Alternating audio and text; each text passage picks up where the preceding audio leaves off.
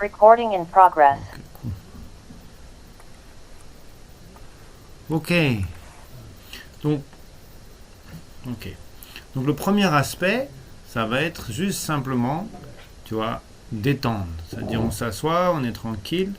Et l'idée, c'est juste de détendre le corps et l'esprit. C'est vraiment, tant qu'on n'est pas arrivé à un aspect où l'esprit est un peu relax, un peu tranquille, on reste posé, on reste détendu. Okay, on va faire ça quelques minutes, juste se relaxer, se détendre. La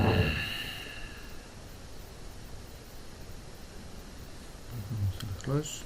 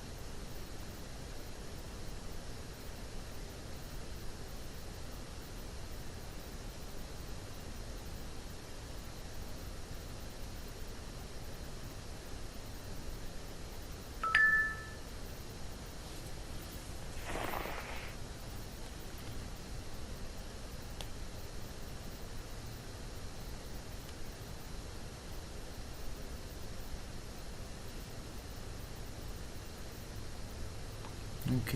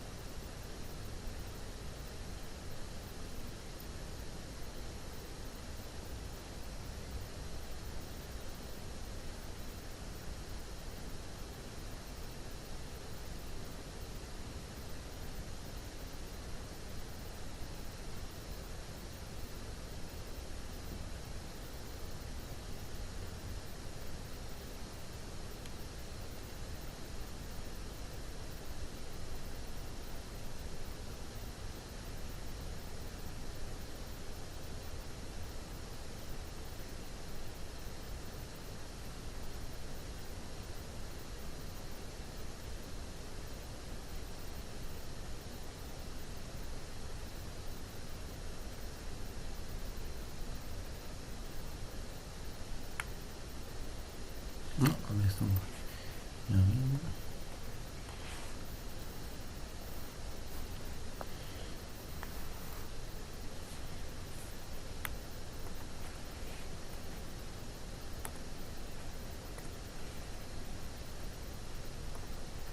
Bonsoir. Bonsoir, ça va bien?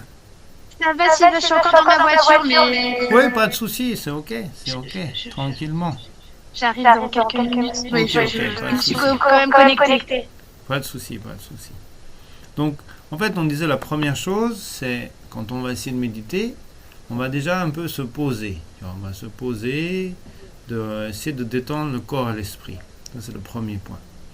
Après, on peut faire l'exercice un peu au niveau des jambes, etc. C'est toujours bien. Mais aujourd'hui, on va insister un peu sur autre chose. On va parler un peu, c'est une notion complexe. Une notion assez complexe, en définitive. C'est la notion de refuge. De se réfugier. Ok, réfugié. En tibétain, on a Kyap Jo. Kyap, c'est comme quelque chose qu'on peut dire qui protège, qui apporte une certaine protection, etc. Ça, c'est le point. Et Jo, c'est on va dans ce refuge. Donc, logiquement, la prochaine pensée, après ça, c'est de réfléchir le refuge. Donc, quel est le refuge? c'est subtil, puisqu'en fait, il y a différents refuges en fonction de la voie qu'on suit. Okay? Souvent, on mélange un peu tout. On mélange tout, ce qui fait que on ne comprend pas vraiment le sens du refuge. Par exemple, si on mélange tout, on va dire le refuge extérieur, c'est le Bouddha, son enseignement, les gens qui suivent son enseignement, qui sont arrivés déjà sur un chemin qui a permis de valider un peu, disons, la manière de voir correcte des phénomènes, notamment la vacuité, dans le chemin de la vision. Ça, on appelle refuge extérieur. Ensuite, on parle refuge intérieur comme étant l'aspect du maître, du guidam et des dakini protecteurs, on va dire ensemble, dakini protecteurs. Ensuite vient refuge, on va dire secret, qui est l'aspect des gouttes, les canaux et les tiglés. Et ensuite vient un autre refuge qu'on appelle extrêmement secret, qui est la nature même de ce qu'est l'esprit, dans cette notion de le visage vide, l'aspect naturellement connaissant, et l'aspect de la compassion illimitée. Et donc ça on appelle refuge extrêmement secret. Mais c'est peu confus. Pourquoi ? Parce que ça voudrait mélanger deux voies qui ne sont pas vraiment de manière qu'on peut mélanger. C'est-à-dire il y a une voie des sutras et une voie des tantras, ou sangna, des mantras secrets. Et si on mélange ces voies, c'est compliqué, puisqu'on ne peut pas vraiment être sur l'une et l'autre, parce qu'elles sont assez différentes dans leur approche et dans les méthodes qu'elles utilisent pour avancer. Donc, l'idée, quand on parle de la voie de secret, en fait, la voie de mantra secret, c'est que ce qu'on appelle le refuge extérieur, le Bouddha, Dharma, Sangha, ça c'est le refuge extérieur pour la voie des sutras. Mais pour la voie des tantras, c'est même pas le refuge extérieur. C'est la voie des sutras. Donc, au niveau des tantras, le refuge extérieur est constitué comme l'aspect du maître, du idam, dakini protecteur. Et le refuge, cette fois-ci intérieur, puisqu'on est simplement dans le refuge extérieur à ce niveau-là, le refuge intérieur, ça va être les souffles, les canaux et les tiglés. Et le refuge, cette fois-ci simplement secret, sans entrer dans un aspect extrêmement secret, ça va être simplement, on appelle Nuo Ranshing Tuchi. Et donc ici, pour nous, le refuge le plus important, c'est ce refuge intérieur, à savoir les souffles, les canaux et les tiglés. Puisque c'est ça qui nous permet d'avancer sur cette voie des mantras secrets, ou des mantras secrets, ou des instructions, etc. Et donc c'est vraiment le refuge qui nous intéresse ici. Et donc le point clé ici, c'est que on prend conscience que cet aspect de souffle, de respiration, de ce travail sur le souffle, est vraiment quelque chose d'essentiel. Et c'est notre refuge, c'est ce qui va constituer notre protection. Et pour que ça devienne une protection, il faut vraiment le comprendre dans son impact au niveau de notre existence. Et donc ici, le premier point, c'est on prend refuge, c'est-à-dire que on prend conscience de l'importance et de la protection qu'apporte ce travail sur les souffles, les canaux et les tiglés.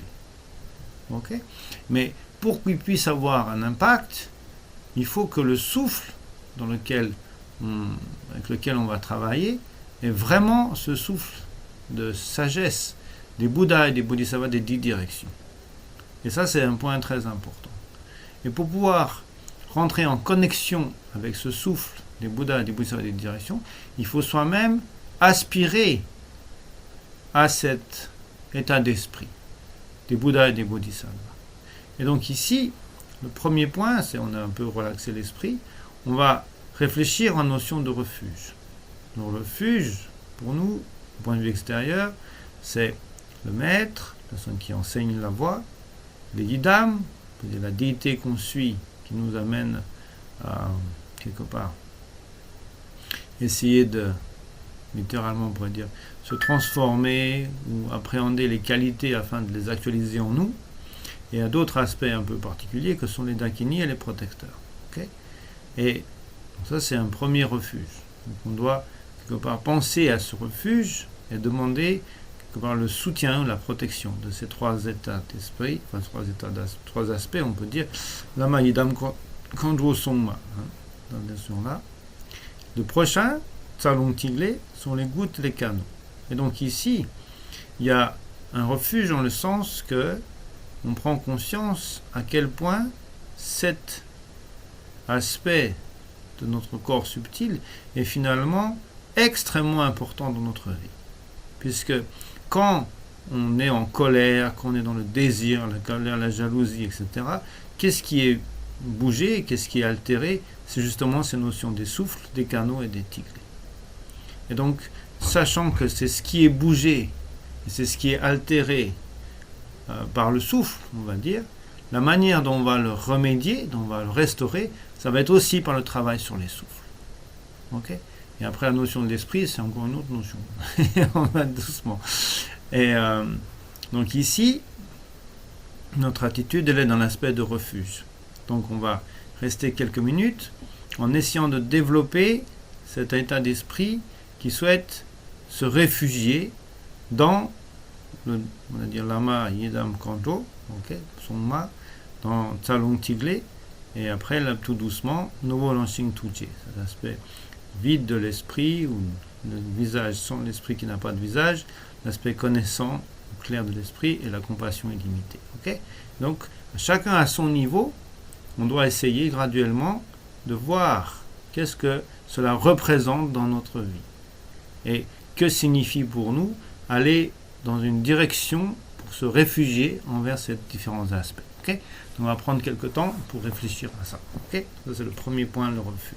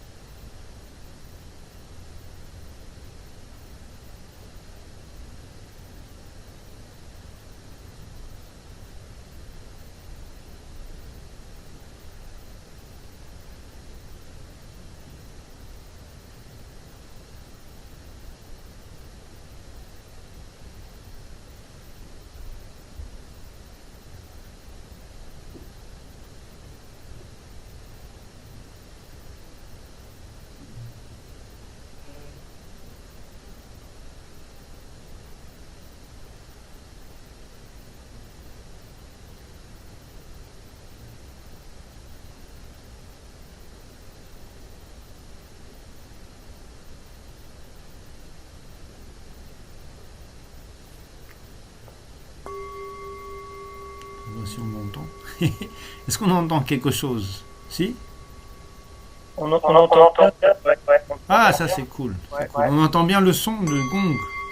Ouais, très bien. Ah ouais, c'est cool. Ça c'est une bonne nouvelle. Ok. Donc ça c'était le premier point, c'est le refuge. Donc ça c'est un point très très très important. La première attitude d'esprit, on va dire du bouddhisme, commence par le refuge. Mais quel refuge? Donc on a différents types de refuges. Et donc c'est le premier point. C'est de se dire, ok, je vais commencer ce travail sur les souffles, etc., sur la méditation. Il faut que je me dirige dans cette protection, à savoir avec toute la compréhension que cela implique de prendre refuge dans ces différents aspects. On verra de plus en plus précise et de plus en plus détaillée. Mais déjà, ça c'est le premier point.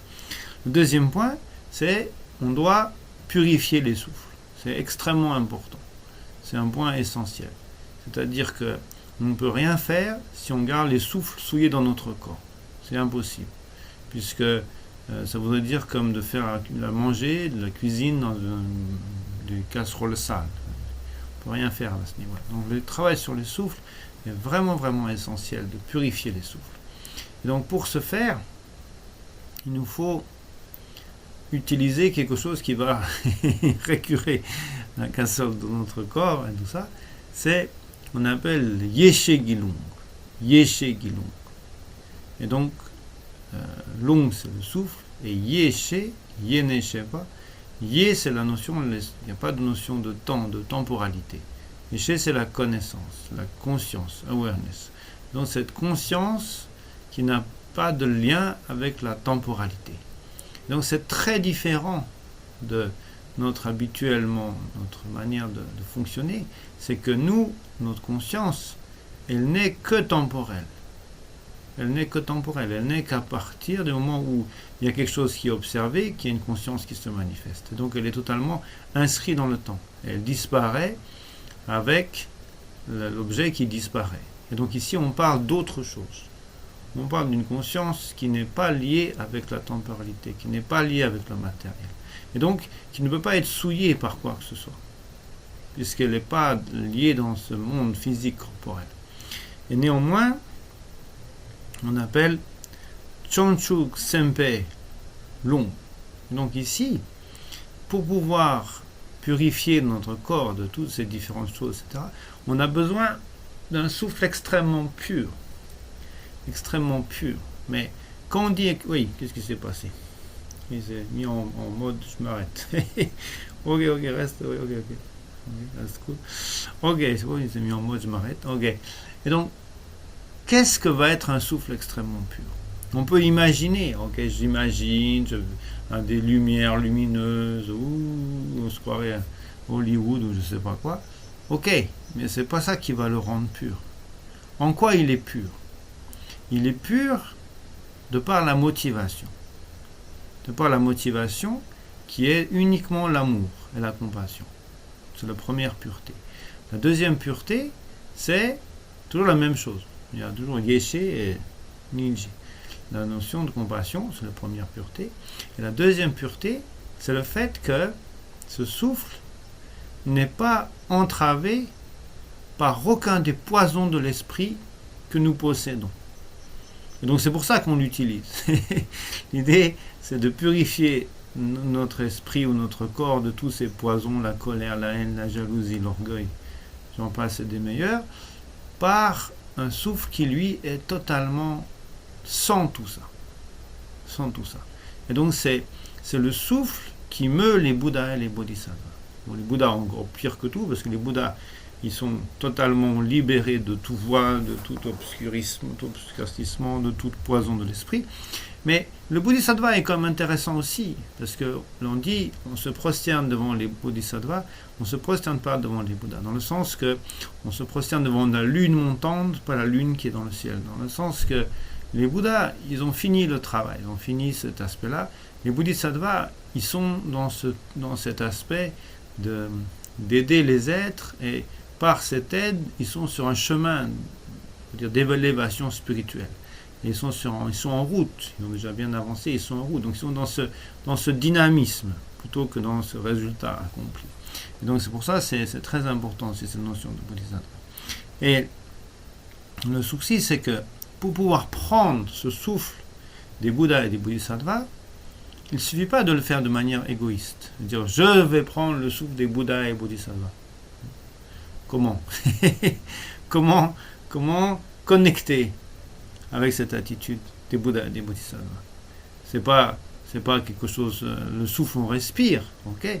Mais les Bouddhas existent, les Bodhisattvas existent, ils ont cette énergie qui les meut, mais comment on va pouvoir quelque part contacter une telle énergie afin de pouvoir utiliser ce souffle pour purifier nos poisons?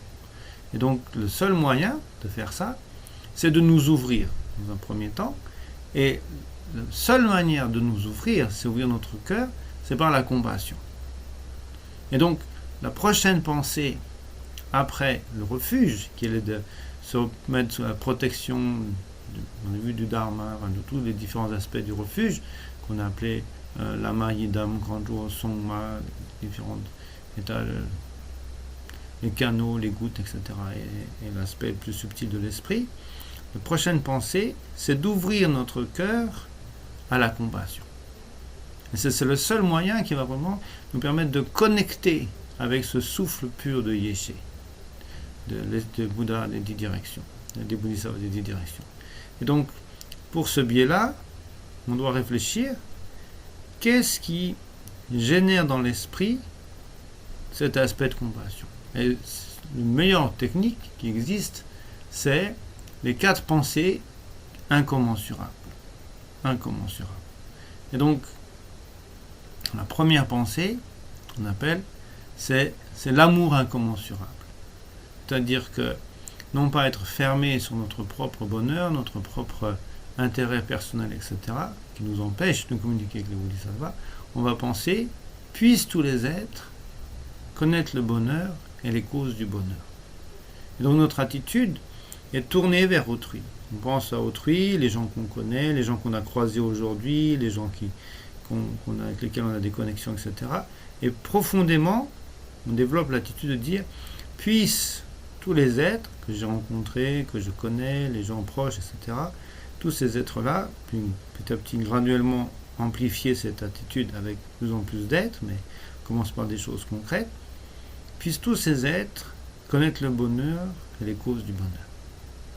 Deuxième pensée, on va réfléchir à tous les êtres qui ont des souffrances, ont des difficultés. Tous les êtres qu'on connaît, qu'on côtoie et qu'on a vus et qui sont proches de nous, on va penser, puissent tous les êtres être libres de la souffrance et des causes de la souffrance. Deuxième pensée, cette attitude de compassion.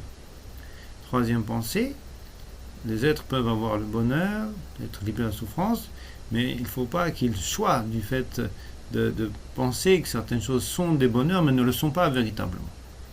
Et donc, il y a beaucoup de choses qu'on considère, nous, comme le bonheur, qui ne le sont pas. Et l'idée, c'est de souhaiter que quand le bonheur qu'on propose aux êtres, c'est dewa, c'est une félicité, c'est quelque chose qui est totalement libre de souffrance, qui ne soit pas entaché par aucune souffrance. Donc, c'est la troisième pensée.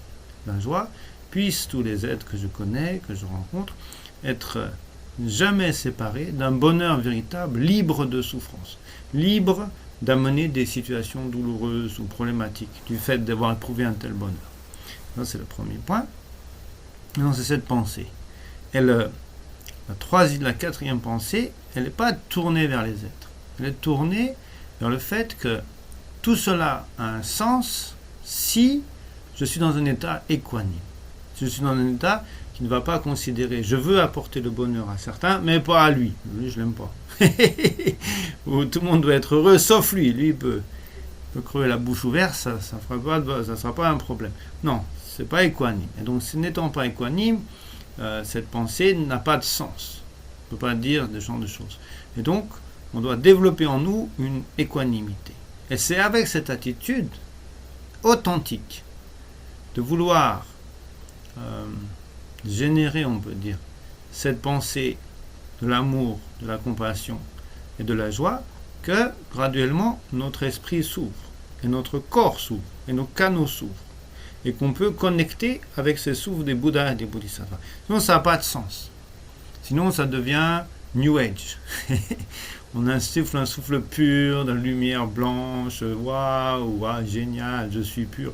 Et on reste dans le même délire, je suis pur. Vous voyez, ça ne va pas du tout. Alors que là, l'idée, ce n'est pas celle-là. C'est d'ouvrir notre cœur à la réalité de la situation qu'on vit et à la réalité de la souffrance des êtres et de l'importance de leur apporter un bienfait. Et c'est cette énergie qui nous connecte avec les Bouddhas et les Bodhisattvas, puisque c'est leur raison d'être. Un Bouddha, c'est rien si ce n'est le meilleur serviteur des êtres, la personne qui est le plus à même d'aider les êtres, et qui ne souhaite que cela. Et les Bodhisattvas, c'est la même chose, des êtres qui sont exclusivement tournés vers le bien d'autrui.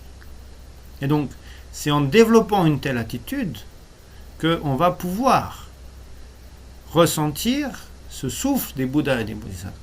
Et donc quand on va faire ce travail d'inspirer, on n'a pas trop insisté jusque-là, là-dessus, parce que c'est un peu, entre guillemets, bouddhiste. Ça rentre plus dans le cadre laïque de la vision de simplement inspirer, expirer, mais c'est une réalité tout de même d'avoir cette ouverture de cœur qui va faire que on va vraiment demander finalement cette connexion qui s'établit avec les Bouddhas et les Bodhisattvas et de venir nous purifier. Parce que l'intention, elle est d'être bénéfique aux êtres. C'est ça la très grande différence. C'est-à-dire que on ne invoque ou demande pas l'intervention du souffle des Bouddhas et des Bodhisattvas des 10 directions de ce souffle de sagesse ou de Yeshe pour quel que soit quelque chose de futile qui soit notre propre intérêt, mais avec l'attitude qu'on a développée, puissent tous les êtres connaître le bonheur et les causes du bonheur. Puissent tous les êtres être libérés de la souffrance et des causes de la souffrance. Puissent tous les êtres ne jamais être séparés du bonheur et qu'ils soient exempts ou séparés de toute souffrance. Et cette attitude, c'est l'idée de moi-même, je vais faire quelque chose. Moi-même, je vais agir afin d'actualiser ces aspects, de amener tous les êtres, c'est un peu difficile tous les êtres, on va dire les êtres qu'on a autour de nous, les êtres avec lesquels on peut agir, les êtres avec lesquels on a un lien, plus ou moins, ces êtres-là, déjà pas mal, de les amener vers un aspect d'être heureux et ne pas souffrir et avoir les causes du bonheur, et un bonheur qui ne soit pas un bonheur qui amène vers plus de souffrance. Et donc c'est cette attitude d'esprit. Et c'est avec une telle attitude d'esprit qu'on va purifier nos poisons à l'aide de l'esprit à l'aide du souffle des Bouddhas, des Bodhisattvas, des 10 directions. Est-ce que c'est clair? Est-ce que c'est un point qui est clair? Je ne sais pas si c'était clair auparavant, peut-être pas forcément, mais c'est extrêmement important. C'est extrêmement important. Et donc, quand on va faire ce travail sur les souffles, qu'on fait habituellement, on n'a rien changé, mais pensez que voilà, c'est cette énergie dans laquelle on s'est élevé, nous-mêmes, dans cet aspect d'amour, de compassion, de joie, on s'est élevé dans cette énergie, et on est ainsi connecté avec la raison d'être des Bouddhas et des Bodhisattvas, et c'est la raison pour laquelle on peut inspirer ce souffle qui va venir nous purifier, et qui va nous purifier de plus en plus, afin que nous-mêmes, nous devenions finalement un Bodhisattva, et oui, éventuellement un Bouddha. Mais c'est un point important, c'est un point très très important. Si on se contente d'un souffle pur, blanc, lumineux, etc., c'est pas vraiment ça la notion de pureté ici. Ok? Donc pour ça, on va prendre un peu quelques temps de générer en nous ces 4 pensées infinies. L'amour infini, la compassion infinie, la joie infinie. Et tout cela a un sens si on est dans une équanimité. Et donc si on s'aperçoit que ces pensées se développent, mais en même temps, il y a des partialités, on dit, oh, je l'aime pas lui, oh, non pas lui. Alors on revient dans un aspect, ok, je dois être équanime face à tout ça. Ok, donc on va méditer un peu sur ces pensées.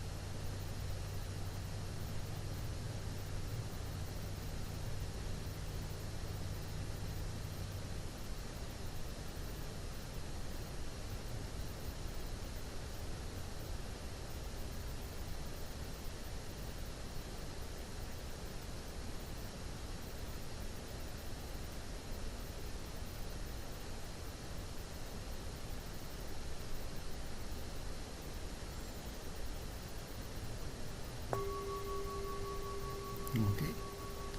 Donc, l'idée, c'est de méditer, ou de réfléchir. Méditer, c'est un bien grand mot.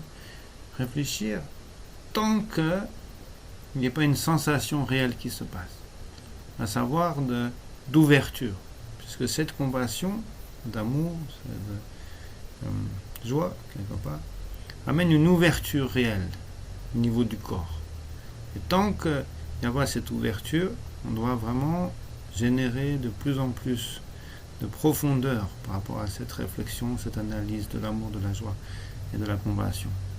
Avec l'idée que quand on réfléchit la compassion, on peut penser de cette manière suivante. C'est-à-dire que quand on voit une personne, ou qu'on pense à une personne, qui est dans une situation de grande détresse, dans la rue, ou malade, ou emprisonné, ou tout un tas de situations problématiques, de différentes classes d'êtres, si on va jusque-là, on doit penser, si j'étais dans la même situation, si c'était moi qui serais en train de mendier dans la rue, sans argent, sans rien, comment je serais?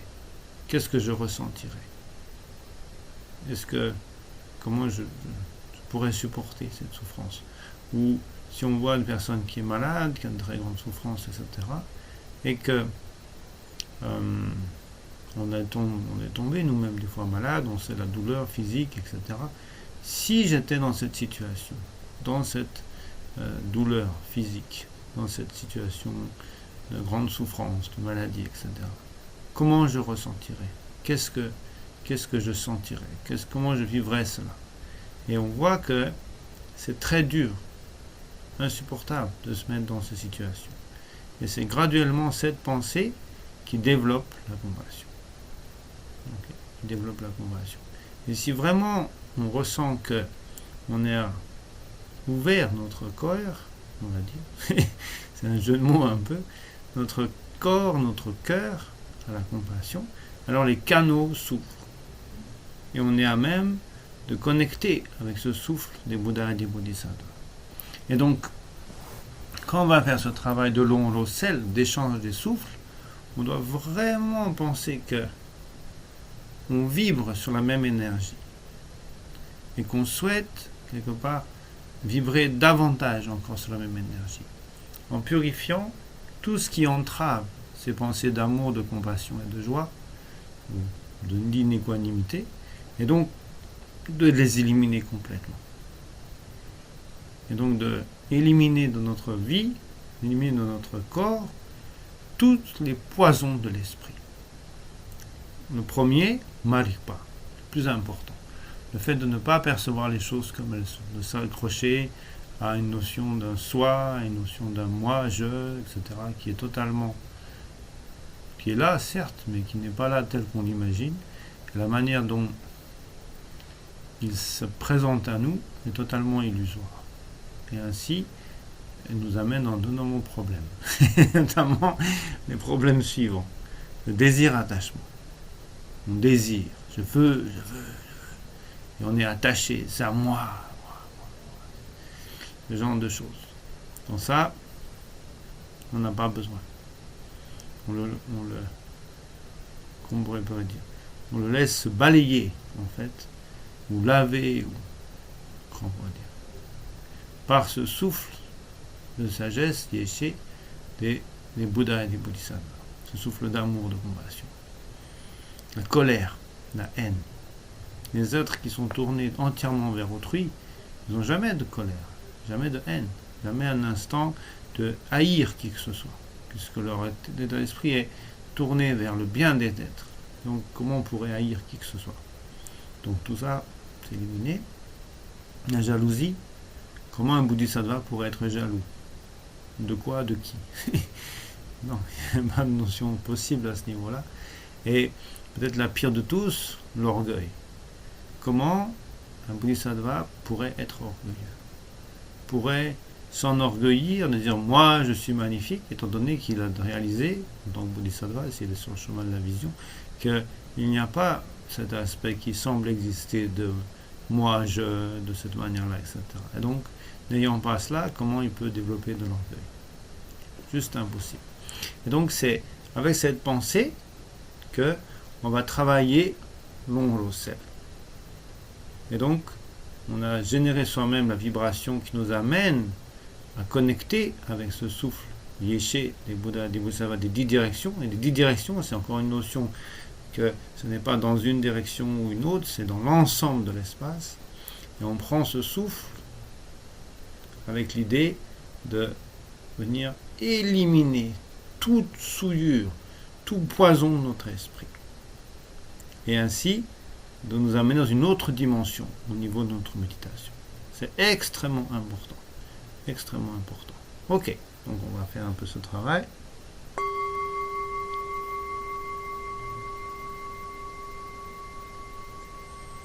Donc on pense toujours, on inspire d'abord, on expire complètement jusqu'à amener le ventre qui touche la colonne vertébrale, et on va inspirer de nouveau, et en expirant, on va lever les mains. Mais pensez que c'est pas juste inspirer, expirer, c'est accueillir la force, la bénédiction, la purification de cette énergie des Bouddhas et des Bodhisattvas pour éliminer complètement tous les poisons de notre esprit, avec l'idée de permettre de grandir toutes ces différentes qualités d'amour, de joie, de compassion. Okay? Donc c'est vraiment dans cet esprit. Okay?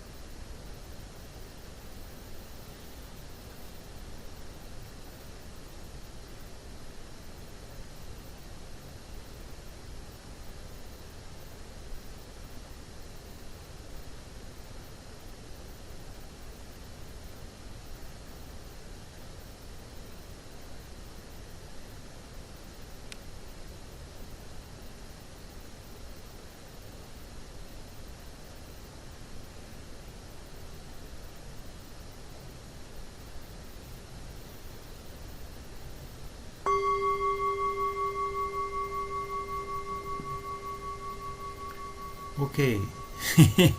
On va faire un petit tour de table.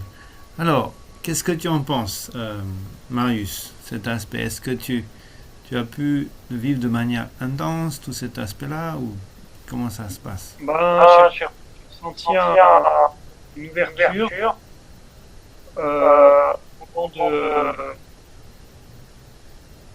oui, alors, ressenti aux quatre coupables, c'est vrai que j'ai aussi une sensation de perte. Hmm. Et d'assimilé ça aux respirations que ça maintient en fait. Et voilà. C'est très important. En fait, l'idée, c'est quand on inspire, tu vois, ce souffle, on doit penser, pas simplement respirer le souffle pur ou je sais pas quoi, mais penser à la force de détermination des Bouddhas et des Bodhisattvas. Tu vois. Et pour donner un exemple, par exemple, c'est le cas où le Bouddha Shakyamuni, quand il était un Bodhisattva, il y avait une... C'est connu comme histoire, mais bon. Je la raconte, même si tout le monde la connaît, c'est pas grave. Vous la connaissez, c'est l'histoire du Bouddha? Non. Ok. Donc, à un moment donné, il a vu une tigresse qui venait d'accoucher de tigreaux. Ok, et était totalement épuisée du fait de cet accouchement, et elle n'avait pas d'autre choix pour pouvoir survivre, que de manger ses petits. Ok, et donc ça va à l'encontre même de la nature, parce que moi, les enfants, ils sont protégés par leurs parents, ils sont choyés, ils sont aimés, etc. Mais là, du fait d'être tellement fatigué, tellement épuisé par cet accouchement, que elle s'apprêtait à dévorer les tigres. Okay. Et le Bouddha, quand il a vu ça, il a dit, je dois faire quelque chose. Et donc, pour être un peu tranquille, il a demandé aux gens qui l'accompagnaient, ses serviteurs, etc., de partir chercher de la viande pour cette tigresse. C'est un peu une excuse, mais il a demandé ça. Et après, son intention était claire. C'était de s'offrir à cette tigresse pour qu'elle puisse le manger et ne pas comment on va dire, manger ses tigres, okay, mis par la compassion. Et donc, le problème, c'est que cette tigresse était tellement affaiblie qu'elle ne pouvait pas le manger directement. Okay, parce qu'il n'avait pas la force de le manger. Donc, qu'est-ce qu'il a fait? Il a pris son couteau, ou je sais pas, un truc, et il a lacéré son corps pour donner son sang à boire à cette tigresse, afin qu'il ait la force de le dévorer. Voilà. C'est de cette énergie dont on parle. Ça, c'est l'énergie des Bouddhas et des Bodhisattvas. Et donc, quand on inspire ce souffle, qu'on ressemble un peu à un grand pratiquant qui fait des mouvements bizarres, etc., on doit penser, ce qu'on inspire, c'est cette énergie d'amour et de compassion. Cette capacité totalement, on va mettre un peu de truc comme ça, il veut bien, ok, totalement ahurissante, ok, totalement ahurissante, d'être capable, ok, de se lacérer pour offrir son sang pour être ensuite dévoré. Et donc c'est cette force, cette incroyable énergie qu'on inspire pour nous purifier tous nos aspects négatifs. Et on peut penser la force d'une telle ampleur, d'une telle énergie. De pas un, parce que c'est juste un. Là, c'est de tous les Bouddhas et tous les Bodhisattvas des 10 directions. Et donc on inspire cette force extrêmement incroyable qui est totalement l'opposé de l'égoïsme, l'opposé de l'intérêt personnel, l'opposé de tous les poisons dont on peut parler, colère, le désir, la haine, etc. Et c'est en inspirant cela qu'on va éliminer les poisons. Donc ça, c'est un point très très très très important, extrêmement important. Okay, puisque si on veut purifier notre corps de tout cela, Il nous faut cette force, il nous faut cette détermination, il nous faut cette énergie d'amour, de compassion, de joie, au-delà même de ce qu'on peut imaginer. Ça, c'est un premier point. Deuxième point, c'est on doit penser où vont ces poisons, où vont-ils? Parce que si on les sort simplement à l'extérieur, ça va polluer l'environnement, c'est pas sympa. Qui a envie de respirer notre haine, notre jalousie et tout ça, c'est pas cool. Et donc, on doit réfléchir au fait que ici, on pourrait penser un peu les éléments. Ça peut nous aider un peu. C'est-à-dire que les éléments ont peut s'avérer comme différents antidotes face aux perturbations ou ce qu'on appelle les poisons de l'esprit. On peut dire l'élémentaire, si on travaille sur l'élémentaire, comme on le voit, le corps est tellement stable, tellement quelque part immuable, que les pensées ou les choses qui voudraient s'élever ne peuvent pas s'élever. Okay? Dans cet aspect, on pense que s'il y a des poisons, etc., au niveau de l'élémentaire, comme on pense on est un truc immuable, très stable, dans une grande stabilité d'esprit, etc., c'est comme elles ne peuvent pas s'élever. Donc ça ne va jamais très loin, puisqu'elles sont comme par la pesanteur de leur poids, ça pèse naturellement. Ça, c'est le premier point. Deuxième point, on peut penser, l'élément eau, c'est les pensées qui s'élèvent, sont comme les vagues sur l'océan. Donc elles s'élèvent, mais elles sont des vagues sur l'océan. Donc en fait, et bien qu'elles s'élèvent, elles sont de la nature de l'océan. La dernière fois, c'était la terre, on pense seulement leur lourdeur. Mais ici, c'est la nature de l'esprit, et ce qui s'élève de l'esprit, au final, c'est plus ou moins la même chose. Et donc ces vagues, même si elles s'élèvent, tôt ou tard, elles vont retomber dans l'eau. Et donc ainsi, si on est dans l'aspect méditer sur l'élément eau, on peut penser que ces vagues s'élèvent, mais elles vont retomber inévitable dans l'eau. Elles ne sont que des mouvements au sein de l'océan. Rien de bien méchant. Si on pense à l'élément feu, on peut penser que quand on est sous cet aspect de l'élément feu, que ces pensées sont calcinées par cette énergie du feu, qu'on développe graduellement de cet aspect de yéché, de cette conscience qui est au-delà de la matérialité, au-delà des perturbations, au-delà de tout ça. Donc cette conscience comme calcine cela. Okay? Si on pense l'élément vent, on peut penser, quand on est sur cet aspect de l'élément vent, les pensées s'élèvent, mais en même temps, elles sont extrêmement comme le vent au final. Elles n'ont pas d'impact. Elles n'ont pas la capacité de créer quoi que ce soit. Ça souffle, mais bon, ça s'arrête là. C'est ni une vague, ni une étincelle, ni quoi que ce soit, une pierre. C'est juste du vent. Donc c'est quelque chose qui est au final très léger. Donc on observe ce mouvement d'air, en fait, tout simplement, mais c'est qu'un mouvement d'air. Finalement, ça n'a pas un très grand impact sur notre esprit. Et le plus important, et c'est ça dont on va travailler pour le souffle, c'est au niveau de l'esprit. L'esprit, le dernier élément, c'est l'espace. L'espace et l'esprit sont très proches, finalement. Et au sein de l'espace, si les pensées s'élèvent, elles sont quelque chose qui occupe l'espace. Mais en aucun cas, elles peuvent altérer d'une manière ou d'une autre l'espace. On a vu, penser au niveau de l'élémentaire, c'est lourd, ça bouge, ça tombe, boum, ok. L'eau, ça bouge, l'eau bouge, elle est de cette nature de l'océan, mais ça bouge. Le feu, c'est pareil, c'est le feu qui bouge, mais c'est encore le feu qui bouge. Le vent, c'est la même chose, c'est un peu plus subtil, on voit un mouvement au sein de l'air, mais il y a comme un mouvement quelque part. Quand tu es au niveau de l'espace, les pensées qui peuvent s'élever quand on est dans cette notion d'espace ne peuvent apporter aucune nuisance, aucun bienfait à l'espace. Elles ne font qu'être présentes, sans pouvoir altérer ou quoi que ce soit. Et cet espace, au final, c'est la manière réelle des phénomènes. Si on cherche quoi que ce soit, la seule chose qu'on rencontre, au final, on pourrait dire, c'est l'espace. On trouve rien, on ne peut rien saisir, on ne peut rien agrapper, rien percevoir. Tout est de cet aspect de l'espace, au final. Ce que des fois on appelle un yin, Et donc ici, on va avoir cette notion de Chö-Yin, c'est-à-dire Chö, phénomène, Dharma, Dharmata, phénomène, et Yin, l'espace des phénomènes.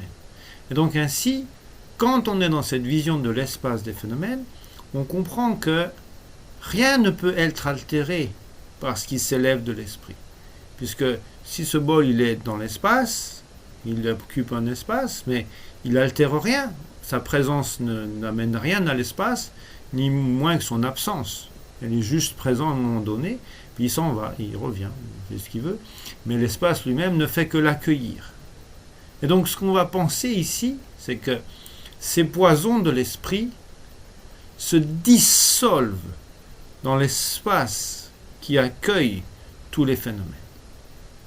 Et donc ainsi, comme si les nuages qui se dissolvaient dans le ciel et qui ne peuvent plus altérer quoi que ce soit.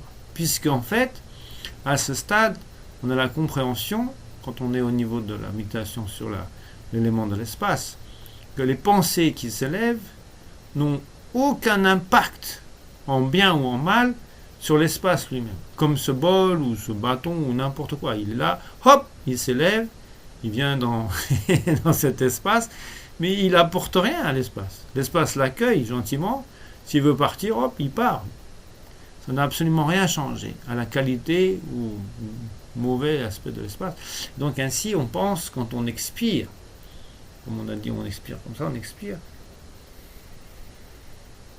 on pense, on peut ressentir ce souffle chaud, qui est un souffle troublé, perturbé, qui était cette colère, cette haine, ce désir, etc., sort et se fond dans cette nature de l'espace des phénomènes, ou l'espace de la nature des phénomènes. Et donc ainsi, il n'a altéré rien ni personne. Et on a aussi cette compréhension graduelle que même ces pensées qui sont au sein de notre esprit, au final, elles ne peuvent pas le souiller. Elles ne peuvent pas l'améliorer ou le souiller. Et donc ainsi, les poisons, s'ils devaient demeurer, ils ne sont pas en soi problématiques. Et donc, dans cette vision-là, ce qu'on exprime à l'extérieur, ces poisons, ces choses, etc., ne font que renforcer l'idée que, quoi qu'il en soit, ils n'ont pas d'impact sur notre esprit. Et ils en auront de moins en moins. Et donc, cette journée commence avec cette réflexion profonde de vouloir être mu par la compassion, l'amour et la joie des bodhisattvas, de ces 10 directions, et la compréhension très profonde et très subtile que, quelles que soient les choses qui vont venir altérer notre esprit, la colère, la haine, etc., en définitive, ils ne peuvent absolument rien changer à la nature de l'esprit. Ils ne sont qu'accueillis, ou, bon, ils sont là, peu importe, mais ils ne peuvent absolument rien changer. Et donc, c'est cette pensée qui va nous accompagner lors de la méditation. Et ça, c'est un point très important. Donc, quand on fait ce travail, on a ces deux aspects extrêmement essentiels. Le premier, c'est l'aspect de la compassion, l'amour et la joie. On ressent cette énergie et on est mu par ça. Et c'est le souhait, c'est qu'à partir d'aujourd'hui, ce qui mue notre énergie, notre corps, notre parole, notre esprit, c'est plus la colère, la haine, la jalousie ou cela, c'est cet amour, cette joie et cette compassion des bodhisattvas, des 10 directions. Puisque c'est ce qu'on a inspiré, l'énergie dans laquelle on s'est quelque part purifié, lavé. Ça c'est le premier point, un peu l'aspect on va dire méthode, et l'aspect de l'autre côté, l'aspect sagesse, c'est la compréhension que quand cet aspect des poisons se sont dissous dans l'espace, ils n'ont pas pu altérer l'espace, puisque de toute façon l'espace les accueillit sans pouvoir être altéré par quoi que ce soit. Et donc ainsi, de la même manière, si dans la même journée, quoi que ce soit qui s'élève de colère, de désir, d'attachement, etc., on doit penser qu'ils apparaissent sans pouvoir altérer la nature de l'esprit. Et donc ça, c'est 2 points qu'on va essayer de cultiver. Ça va? Est-ce que c'est clair? C'est un peu abstrait. Est-ce que c'est clair? Marius, ça va? Il n'y a que Marius, donc tu es le seul élève, donc c'est à toi que je te parle. Vas-y. Oui, oui, c'est clair. Oui, oui, c'est très clair. Tu vois. Donc ça c'est un point très important. Ok. Donc on va pas trop parler aujourd'hui d'une part parce que je manipule l'espace pour le coup. Enfin non, je manipule pas. Je monopolise. Il y a des gens qui sont dans la cuisine et qui n'ont pas la possibilité de venir manger tranquillement puisque je raconte mes bêtises sur YouTube ou en tout cas dans la chaîne ici. Et donc on va pas faire ça très longtemps, mais c'est pas très grave parce que c'est bien aussi de cette semaine de focaliser sur cette notion-là. C'est-à-dire que voilà, on a vu au début, on se relaxe, on se pose le corps. Deuxièmement, la notion de refuge, extérieur, intérieur, secret. Et ensuite, l'aspect de l'amour, la compassion, la joie. De développer ces pensées et que de voir qu'est-ce qui les restreint, c'est le manque d'équanimité, le manque d'un esprit équanime. Et donc, de développer aussi cette équanimité. Et une fois qu'on a généré une telle, on doit le ressentir en fait, sur le pot, on ressent cette ouverture, avec notamment la compassion, le fait d'imaginer si on était dans cette situation de souffrance, si on était dans la rue, si on était de cet animal qu'on amène à l'abattoir, ou cette chose qu'on torture, etc. Si on était dans, qu'est-ce qu'on ressentirait? Comment on vivrait cela? Et de vraiment ressentir cet aspect-là, d'ouvrir cette notion, et ensuite, ayant cet état d'esprit d'amour, de joie, de compassion, de connecter avec cet esprit, ce souffle de sagesse ou de yeshe, des Bouddhas et des Bodhisattvas, afin d'éliminer complètement les poisons de notre esprit. Les éliminer pendant cette séance, mais au-delà de ça, les éliminer dans notre vie. Que dans notre vie, on ne soit plus jamais soumis à ce genre de choses. Qu'on n'ait pas de situations dans lesquelles comment on pourrait dire, on développe ou on entretient ce genre de poison. De penser, ce sont des poisons. Ah tiens, quelqu'un veut dire un truc. Vas-y, je t'écoute Alexandra. On ne te voit pas, mais tu lèves la main. Allô, je t'écoute. Oui. Pas de son. Oui, vas-y, je t'écoute. Vas-y, c'est bien, je t'écoute. Allô, on t'entendait tout à l'heure. Oui. Allô. Oui, on t'entend un peu vaguement. Vas-y. À un moment, tu disais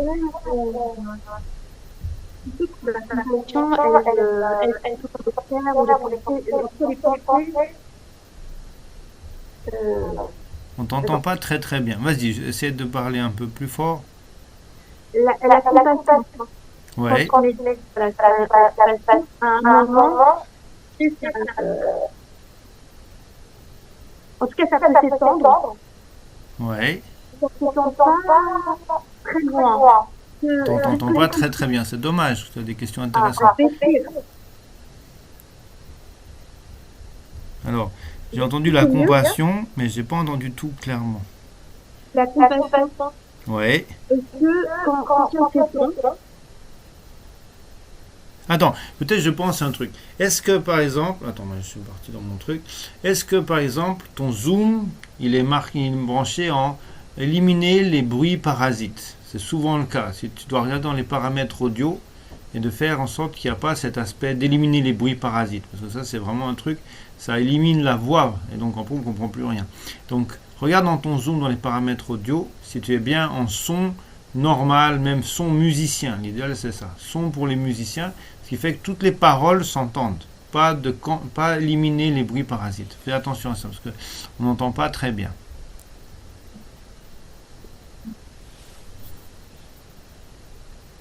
Alors vas-y, essaye de dire. Ouais, vas-y, je t'écoute.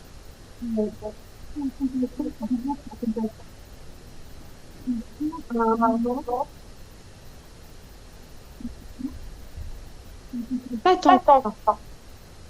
Ou alors, peut-être c'est un peu mieux. Vas-y. Est-ce que les pensées des poisons qui font qu'on n'arrive pas à développer loin ce que je fais?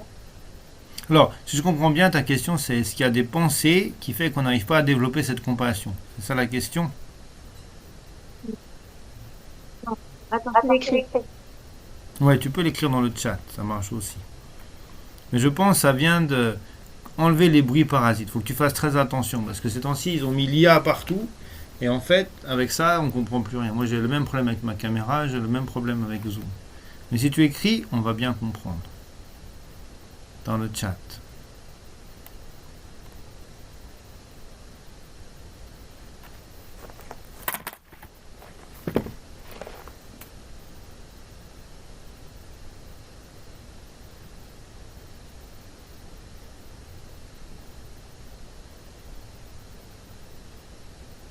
Alors, tu écris dans le chat ou sur WhatsApp. Il n'y a encore rien sous les yeux.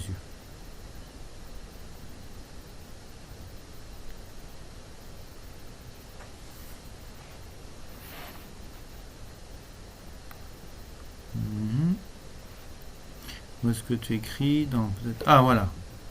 Alors, ok. Tu as écrit un truc quelque part. Est-ce que les poisons de l'esprit... Oui, bien sûr. Absolument. Est-ce que les poissons de l'esprit diminuent... Pas les poisons. Les poisons, pas les poisons. Diminuent avec les temps, bien sûr. Puisque, si tu veux, le truc, c'est que la compassion, c'est une attitude d'esprit qui est basée sur l'ouverture envers les autres. Alors que tous les poisons de l'esprit sont basés sur l'intérêt de soi-même. Et donc, à partir du moment où tu as l'un, tu ne peux pas avoir l'autre. C'est-à-dire que si ton esprit commence à développer une ouverture vers ce qui se passe, vers l'autrui, vers tout cet aspect des autres personnes, l'importance des êtres, etc., naturellement, il y a moins d'intérêt envers soi, d'auto-chérissement de soi, ou égoïsme, etc. Et donc, les poisons, par ce fait-là, naturellement, se réduisent. C'est absolument indispensable. Mais c'est très important, puisque beaucoup de personnes posent la question, quels sont les signes d'une méditation qui est sur le bon chemin? Il y a beaucoup de gens, est-ce que tu t'envoles, ou est-ce que tu as des expériences incroyables, tu vois derrière ton œil, voilà. Et en général, c'est pas ce qu'on dit. On dit les signes de méditation qui fonctionnent bien, c'est plus dévotion envers le maître, et c'est une plus grande compassion, spontanée. C'est des signes que la méditation avance. Tu vois. Et donc, l'un va avec l'autre. Quand tu réduis les poisons de l'esprit par la méditation, par la réflexion sur ce qu'on a fait sur le souffle, etc., graduellement, la compassion se développe. Et cette compassion se développe, va amener aussi un anéantissement de plus en plus des poisons, de la force des poisons de l'esprit. Tu vois. Mais c'est plus subtil que ça, parce que il ne faut pas le jeter le bébé avec l'eau du bain. Ce qu'on appelle poison de l'esprit sont des choses qui sont liées avec un état d'esprit égoïste. Mais ces poisons de l'esprit ne le sont pas que des poisons de l'esprit. Quand on parle notamment du désir, il y a un aspect très très important du désir qui peut arriver à être conduit vers la voie. Mais c'est un désir qui n'est pas égoïste. C'est pour ça qu'on appelle le désir sans désir, ou le grand désir. Et donc, ça peut être amené sur la voie, et ça peut être très utile et très bénéfique, mais c'est pas quelque chose qui est basé sur l'égoïsme. C'est pour ça que c'est un peu subtil. Quand on dit poison, il ne faudrait pas penser qu'on a une vision, comment on pourrait dire, puritaine de la vie, dans laquelle il faut éliminer tout ce qui fait l'essence de l'existence humaine. Ce n'est pas le cas. Ce qu'il faut éliminer, c'est l'égoïsme qui, sur la base de l'égoïsme, développe des choses qui sont des poisons réellement de l'esprit. Mais l'expérience humaine et la richesse de la complexité de ce qu'on appelle les émotions ne sont pas tout à rejeter. Mais l'égoïsme, oui, ça, il n'y a aucun doute. On ne peut rien faire avec ça. Mais l'énergie elle-même de ce qui mue, on va dire, l'existence humaine, dans la tradition tantrique, elle n'est pas abandonnée complètement. Elle est magnifiée, elle est utilisée, elle est amenée à un état qui peut avoir un très grand bienfait. Donc ça, il faut être un peu vigilant. Tu vois, par rapport à ça. Tu as posé une autre question? Alors, attends. Comment peut-on savoir lequel ne pas freiner cette extension? Attention. comment peut-on savoir lequel pour ne pas freiner cette extension? C'est très simple. Je pense que la question, elle est très simple. Est-ce que c'est tourné vers soi? Est-ce que c'est tourné vers l'attachement de soi, la saisie de soi, de moi, je? Est-ce que c'est basé là-dessus? Si c'est sur un tel état d'esprit, ça ne va pas dès le départ.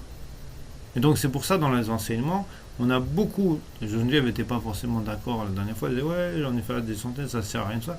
Ok, mais c'est comme essentiel de réfléchir au yo, nous est parti dans un truc là, de viens par là, voilà, ok, avec une très grande tête du coup, ok, c'est très essentiel de vraiment avoir des certitudes sur le fait de le je. Qu'est-ce que le je? Est-ce qu'il y a vraiment une telle chose qui est je? Si oui, on est mal barré. Puisque le truc, c'est que tous les poisons de l'esprit vont utiliser cette saisie, cette illusion finalement d'un je indépendant, etc., pour se développer. Et ça, ce sont des énergies qui sont négatives. C'est ça qu'on appelle les poisons. Quand il n'y a plus cela, quand il n'y a pas dans l'esprit une saisie d'un tel je suis, l'énergie des émotions est vécue de manière très différente. Et donc, elles peuvent être utilisées à ce moment-là. C'est pour ça, tout dépend de cette notion-là. S'il y a la notion d'une saisie d'un je, tous les poisons vont être la cible de ce je. C'est-à-dire, on va être touché. Ah, la colère. Ah, il m'a dit ça. Moi, il m'a dit ça. Ah, je veux ça, je veux ça, je veux ça. Ok, c'est toujours le je qui dit un truc. Jamais dire tous les êtres veulent ça, tous les... Non, jamais on a développé le désir de tous les êtres veulent ça. Non, ça n'existe pas. Oh, on n'a jamais dit ah, tu te rends pas compte, il a dit ça à tous les êtres. Très rare. Les gens qui s'énervent parce qu'on a dit des insultes à l'ensemble des êtres. Non, c'est toujours, il m'a dit ça, moi, toujours. Et donc, si on enlève moi, ça change. Alors, Marius, vas-y, je t'écoute. Oui, j'avais une question du coup sur les émotions qui pas évitées dans le sens qu'elles peuvent être évitées, en fait. Tu as parlé du désir qui était pas égoïste, disons. Je voulais savoir si tu pouvais donner un exemple d'émotion en fait, qui pourrait être... parce que j'ai du mal à discerner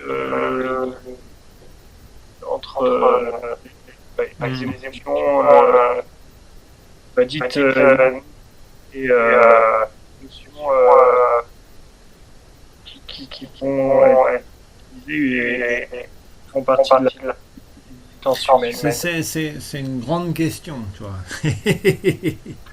C'est une grande question. Et c'est pas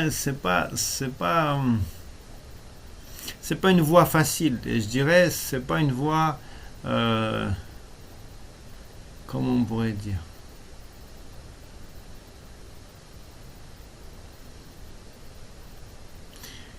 le fait de s'engager sur ce chemin, on va dire comme ça, de s'engager sur ce chemin, notamment du désir, si on prend l'exemple du désir, c'est là où on parle des différentes voies. Tu vois, on parle de différentes voies.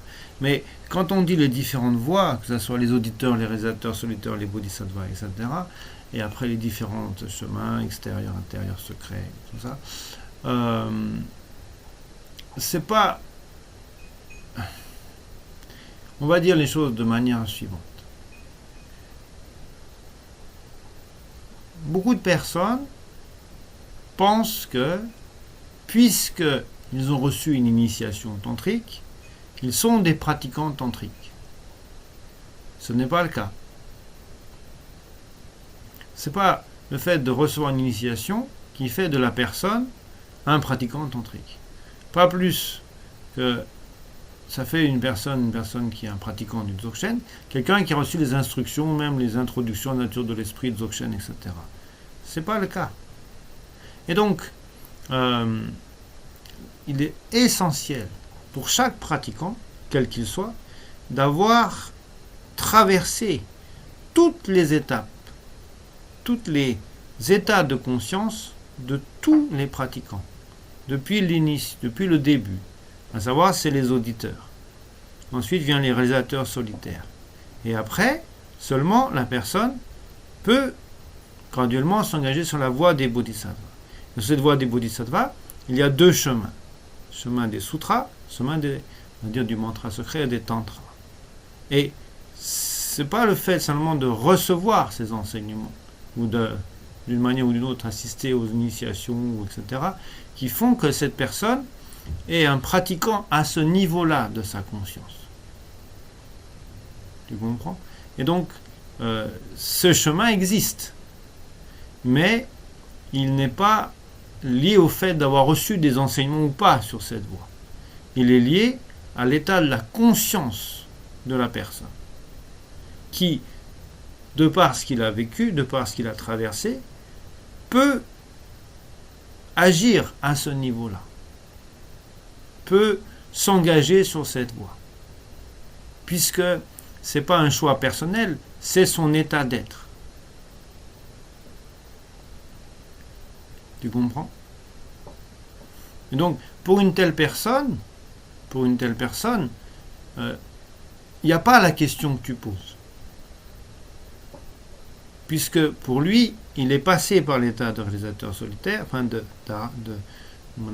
d'auditeur, de réalisateur solitaire, donc il a nécessairement, entre guillemets, des mots comme ça que j'aime pas trop, mais vécu, on va dire, ce qu'est l'aspect de ne pas avoir un soi, puisque c'est ces des aspects-là qu'il a vécu, et il est mu par une immense compassion, et un immense amour et une immense joie, qui est celle des bodhisattvas. Et dans cette démarche, dans cet état d'être, il a deux choix. Il peut cheminer sur la voie des sutras, c'est une possibilité, dans laquelle on ne va pas utiliser les émotions, quelles qu'elles soient, pour avancer sur la voie, ou il peut cheminer sur d'autres voies, notamment certaines voies qui prennent en considération l'énergie inhérente des émotions sans poison du fait qu'il n'y a plus de saisie du jeu. Tu comprends? Mais c'est pas des choses qu'on reçoit un enseignement, ah maintenant je vais faire ça, j'ai compris. Non, c'est pas à ce stade. C'est un peu le problème du bouddhisme actuel, c'est beaucoup de personnes s'illusionnent en disant j'ai reçu tel enseignement, donc je suis tel pratiquant. Non. Non. C'est l'expérience de la personne qui l'amène à être sur une telle ou telle voie. Et s'il est sur cette voie, pour lui, il n'y a pas de question. Cette question que tu poses, elle ne se pose pas. Puisque la différence entre le désir et le grand désir, qu'on disait le désir sans désir, c'est l'absence de soi. S'il y a la saisie d'un soi, il n'y a pas le grand désir. Il n'y a pas le désir sans désir. Puisque le soi, il désire. Et s'il y a la saisie d'un soi qui désire, il n'y a pas le désir sans désir. Il y a juste le désir, point. Et si la personne s'engage sur cette voie, il est dans une voie de perdition. Puisqu'il suit les perturbations mentales. Il ne les a absolument ni dépassées, ni libérées, ni utilisées. Il est juste l'esclave de son propre désir. Il peut se mettre des jolis chapeaux, s'habiller en rouge, tout ce qu'il voudra. Ça ne change rien au fait que son esprit n'est pas à ce stade. Parce qu'il n'est pas passé par les différents aspects de la voie. Tu comprends? C'est pour ça, c'est un peu subtil. L'idée, c'est que les maîtres, ils nous donnent des outils pour, comment on pourrait dire,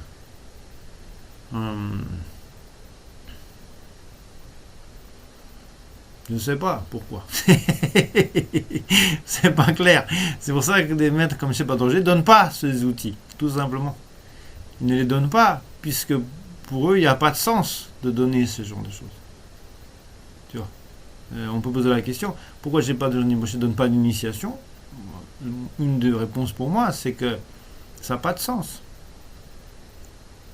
Le sens, il est d'avancer au niveau où nous en sommes pour progresser vers toute la pléthore des outils du bouddhisme. Mais ça ne sert à rien de les avoir avant l'heure. Je ne sais pas si tu as un bébé en étoile maternelle, tu ne vas pas lui donner un bistouri en disant que grâce à un bistouri, on peut opérer de l'appendicite. Donc amuse-toi sur tes copines à t'entraîner à les opérer de l'appendicite. C'est très dangereux et il n'y a aucun sens de faire ça. Puisque la personne n'est pas à même, l'enfant, d'utiliser le bistouri, ça va être très dangereux.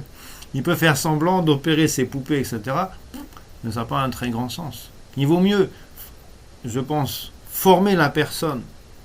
Il passe de l'école maternelle, au lycée, au collège, à l'école de médecine, première année de médecine, etc. Et à un moment donné, quand il est face à une situation où il doit devenir un chirurgien, on lui présente les bistouris, les différents outils chirurgicaux qui ont un sens pour lui. Les présenter avant l'heure n'a pas un grand intérêt. Tu vois. Mais c'est un peu la dégénérescence du bouddhisme actuel. Je vais faire attention parce que je vais me faire censurer bientôt. Mais, mais c'est une réalité, tu vois. Et c'est intéressant de voir des maîtres qui ne rentrent pas dans ce cadre. C'est pas danger, jamais rentrer dans une situation où il va donner des outils à des personnes qui n'ont pas les moyens de les utiliser. Il donne les choses dont les gens ont besoin pour avancer et d'expérimenter réellement, de vivre réellement ces différentes étapes. Et la personne, il sait où il en est et il sait ce qu'il lui reste à faire. Et quand les outils sont présents devant lui, il comprend le sens, il comprend comment les utiliser et il n'y a pas de question par rapport à qu'est-ce que je dois faire avec. Tu vois. Mais c'est une bonne question, c'est une très bonne question. Parce que la tendance n'est pas celle-là. La tendance, elle est elle est différente, on va dire. Est-ce que ça répond à ta question? Oui, alors j'ai bien compris que dans le du coup, il y avait une initiation des émotions bien particulière. Mais bon, après, je me demande s'il y a un niveau peut-être dans la voie ou des émotions n'étaient pas toutes faites. Attends, on parle doucement parce que ça me coupe. Je pense que tu auras le même problème avec de mettre le truc qui cancelle le son extérieur. Il faut vraiment faire très attention. Parle bien fort, bien distinctement, comme si tu parlais très comme... Vas-y, fort. Redis-moi ta question de manière forte. Je me demande si même à un niveau plus bas, sans rentrer dans le contrat, si toutes les émotions en fait, étaient à éliminer en fait. Non, les émotions ne sont pas éliminées. Ce qui est éliminé, c'est la saisie du jeu, si tu veux. Les poisons, pourquoi il y a des poisons? Parce que justement, pourquoi on travaille sur l'aspect des bodhisattvas, la compassion, l'amour, etc. Parce que les poisons sont les choses qui viennent troubler l'esprit du fait de la saisie du jeu. Ça, c'est très très important à comprendre. Ce qui nous fait tourner dans le samsara, c'est la saisie illusoire qu'il y a un être, je, etc., qui est la cible de tout cela. Et donc, ce qui a éliminé, ce n'est pas les flèches, c'est la cible. Les flèches, on verra, est-ce que c'est utile ou pas, c'est une autre question, mais c'est la cible qu'il faut éliminer. C'est cette racine-là, la racine du samsara. On dit la racine du samsara, c'est la saisie du jeu. C'est de penser qu'il y a un jeu. Et donc, pour faire cela, l'idée, c'est d'amener cette énergie des Bouddhas et des Bodhisattvas et la sagesse qui fait réfléchir au fait, est-ce qu'il y a vraiment un jeu ou pas. C'est pour ça, la réflexion sur l'analyse de est-ce que le jeu est dans la tête, dans l'esprit, etc., c'est pas du tout fortuit. C'est absolument indispensable. C'est absolument indispensable. Et c'est parti de ce qu'on disait tout à l'heure. C'est les étapes qui vont amener à réaliser l'aspect d'auditeur, de réalisateur solitaire, et graduellement, avec l'aspect de l'esprit d'élection Sugisem, l'esprit d'éveil, de Bodhisattva. C'est ça qu'il nous faut travailler. Les poisons en soi, c'est pas le problème. Le problème, c'est cette saisie de je. Parce que je suis en colère, je veux ceci. Si tu enlèves le je, il reste colère, mais c'est pas vraiment un souci, tu vois. Donc c'est vraiment très très très important d'avoir cette réflexion, où est le je, dans les yeux, dans la tête, dans le corps, nanana, et d'avoir cette certitude face à cette analyse. Et c'est vraiment un point essentiel. Et ça fait partie de ce qu'on dit tout à l'heure. C'est avancer sur la voie réellement, de vivre l'état de conscience d'un auditeur, de vivre l'état de conscience d'un réalisateur solitaire, et finalement d'un bodhisattva. Et le bodhisattva, il va avoir dans sa vie, en fonction de son karma, en fonction de différentes choses, deux choix. Soit il suit la voie des sutras, soit il suit une autre voie, la voie des tantras. Et dans les tantras, il y a encore beaucoup de tantras. Tantra extérieur, intérieur, secret, puis après la tantra, l'espèce du Dzogchen, etc., qui a encore d'autres voies, qui sont qui sont des possibilités vers l'éveil. C'est des voies, c'est-à-dire on va un chemin ou on va un autre chemin. On ne peut pas aller 25 chemins en même temps, on doit choisir. Et le bodhisattva peut partir sur un chemin et changer de voie, prendre un autre chemin, et ainsi de suite, en fonction de son karma, en fonction des situations. Mais c'est simplement des chemins, tu vois. Et donc avant tout ça, il faut être quelqu'un qui arrivait à pouvoir choisir ces différents chemins.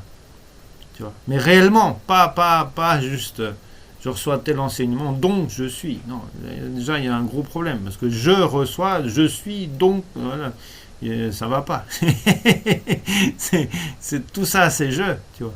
Et donc il reçoit rien du tout, tu vois. Parce que c'est justement ce qui empêche de recevoir, d'avancer sur ces voies. Mais ça, c'est un point délicat. Il faut approfondir, hein, ces notions. Okay. Mais pour le moment, notre esprit, c'est d'être assez simple par rapport à ça.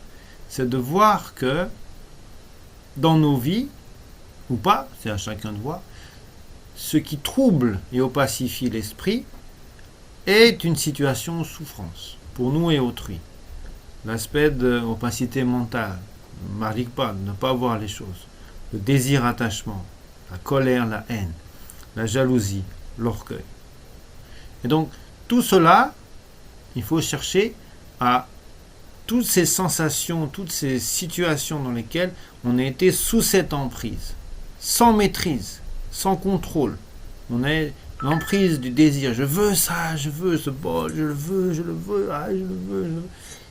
Ok, pourquoi pas.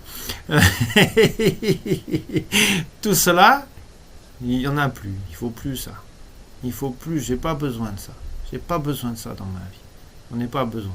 Je veux un bol, je l'achète. Voilà, c'est tout. Je l'ai acheté, on n'en parle plus. Je ne l'achète pas, pas grave. On passera à autre chose. C'est pas gênant. C'est pas en soi un problème. Et donc, c'est une vision, une manière de vivre beaucoup plus saine. Moins être l'esclave de tout cela. Et l'esprit, comme il n'est plus l'esclave de tout cela, il est plus opacifié, il est plus recouvert, etc. Et donc, il devient plus clair. Et le corps aussi vit différemment. Le corps, il se détend, il se fluidifie. Du fait qu'il n'est pas comme ça tout le temps. Et donc, c'est ça qu'on cherche. Okay. Après, l'utilisation des énergies du désir, de tout ça, c'est un autre chapitre.